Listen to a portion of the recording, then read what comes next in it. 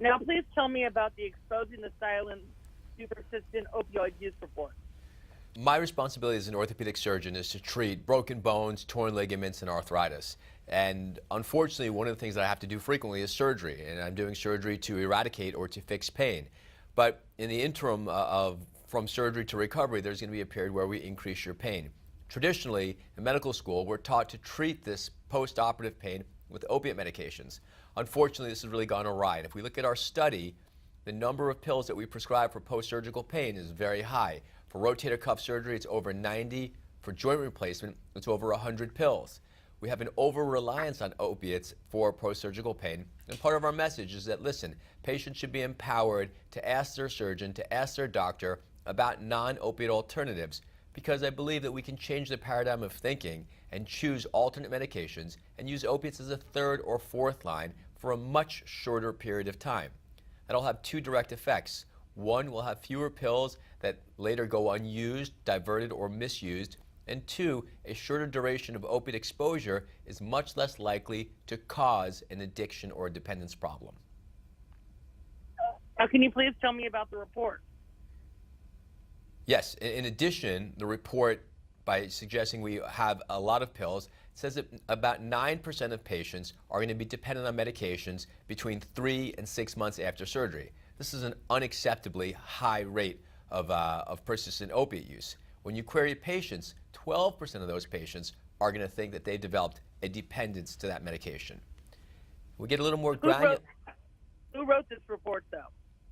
This is a report published by two separate research organizations. One is a consulting company that queried patients, looked at 500 patients and physicians and prescribers. The other is an ability to look at large swaths of data from insurer databases to look at the rate of prescription. I know. Where can people find it? They can find it on the planagainstpain.com website. Now continue. You were talking about some of the major findings. Let's continue with more of that, please. Sure. Another very important finding is that millennial women, the group between 18 and 35, had one of the highest rates of persistent opiate use. The study doesn't get granular enough to explain why. There are some hypotheses, with the most important one being that these young women, in addition to balancing the stress of return to work, are often balancing the stress of returning to take care of their families. So they're pressuring themselves and they're pushing themselves a little harder. Women also have a higher incidence of autoimmune disease, which may give them another reason to perceive and feel pain in different ways. Now, why do you think the opioids are overprescribed for surgery? Well, the challenge is that that's what we're taught in medical school. This is the first line. This is how we treat pain.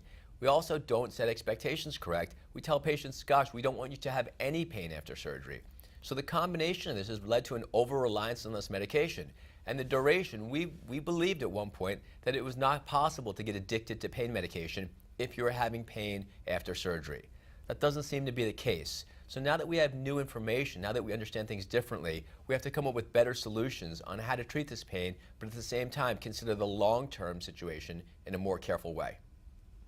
What are some alternatives to opioids? So there's a very straightforward alternative, and it's not just a singular sort of response. It's what we call comprehensive or multimodal anesthesia. And that starts with, before you get into the operating room, actually setting expectations and letting patients know not to be scared of pain or not to think that pain is actually something dangerous or nefarious.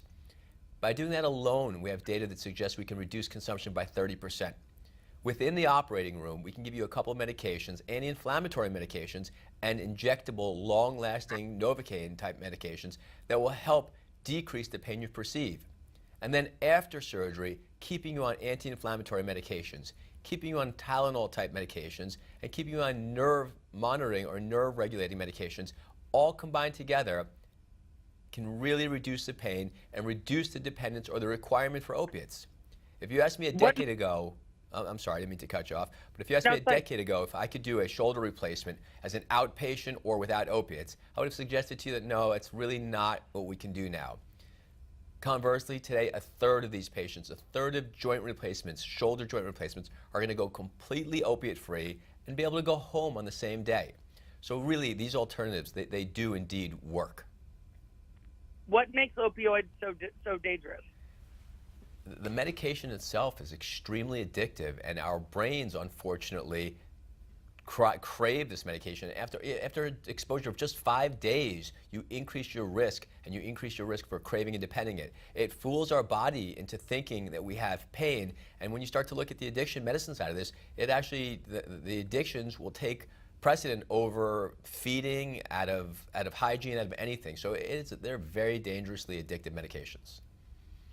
Tell us about the Choices Matter initiative, please. So Choices Matter initiative is a campaign that helps to empower patients to ask about non-opioid alternatives and to understand how they can be treated in other ways.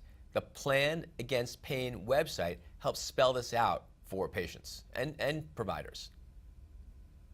Now, Fred, how is the Partnership for Drug-Free Kids working to battle this?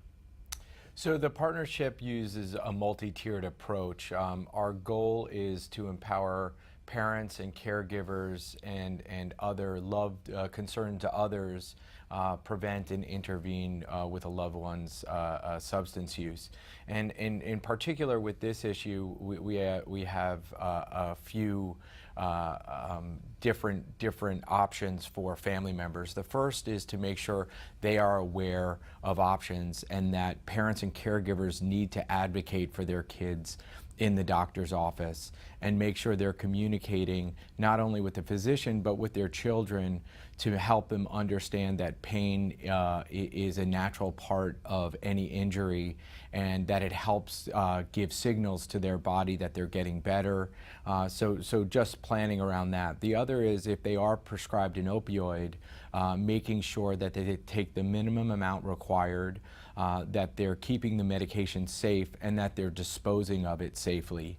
The other thing we're doing is making sure that when someone is struggling, so if they fall into that early use or dependence group, that parents, caregivers, and families have somewhere to turn. And so we have a national helpline. We have the ability for parents and caregivers to text us, email us, and speak with the trained specialists. We also have a coaching program of over 200 coaches who've had a child with an opioid or other substance use problem, and another group of parents who've lost children to overdose. So we're making sure that they're supported along the way. And one of the things we focus on is the ongoing hand-holding, which is parents need a script. They also need a script 7 days after they get that medication. Very often parents need a script just to talk to their kids. And we know that we can engage kids who are struggling in treatment when we know that they can recover. Now, you mentioned disposing of leftover opioids. What should people do? So simply going to Google and typing in drug take-back locations, local drug take-back locations. The DEA has a website as well with local drug take-back locations. There's drug disposal bags that you can buy at a pharmacy. There's compounds that you can use to take out the active ingredients of medications. But what I would say is there's nothing more important than getting rid of the medication. And so even if you have to take a paper towel and wet it and put the medication in and then put that in a plastic bag and put it underneath some garbage and make sure it's kept safe and nobody sees it and throw it out, well, the recommendation is to do it. The recommendation is to do anything you can to get extra opioid medications out of the house, because it's one of the #1 predictors of whether a teen will engage in problem substance use if it's available in your house or family member or friend's house. Where can people get more information? People can get more information at drugfree.org. They can call 1-800-DRUG-FREE to get help if their family member is struggling, and they can get more information on this study and opioid alternatives at planagainstpain.com. Is there anything you guys want to add? Well, I think you got it. You got the important points. I think we just need to start thinking about this from a different standpoint. And we need to empower our patients to suggest and find out that that opiates don't need to be the first line for pain management after surgery. Yeah. Thank you very much. I appreciate your information. Thank you. Thank you.